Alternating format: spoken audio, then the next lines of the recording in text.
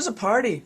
It was just fun. I mean, it was a I was already a fan of his music, so to be on stage was kind of daunting, but you kind of felt like you were more part of a theater group where there's two guitar players, two keyboard players, bass and drums. It was a huge sound, lots of programming, sequences, four dancers when we started out. So we were so pampered. It was like a first class vacation, really. And we only played 2 or 3 days a week. So we had plenty of time to see the cities that we were parked in.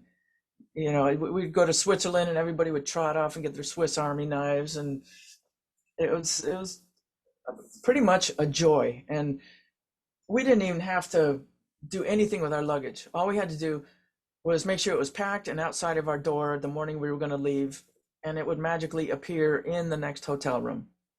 There was an entourage of 100 people, and there were people assigned to do everything. Several tour managers, there was techs and caterers and hair and makeup and security for Michael and somebody to look after the chimp when he came out on, it was just the amount of money they spent. His manager told me in 1987 or 88 that it took $500,000 per week to keep us on the road. Wow. Every week. Wow. I mean, the expenses, the bus drivers and, flights for 100 people, it was just an enormous thing. It's like moving a city.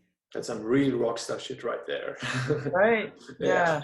Definitely. So my career has gone backwards. I mean, granted, I started in the shit clubs for no money, but I shot right up to the very top, right? And I mean, the next thing was Jeff Beck, and that music is much more near and dear to my heart. But Michael would pull in 50,000 people, Jeff would pull in 5. So, although he was very generous, it was a different paycheck.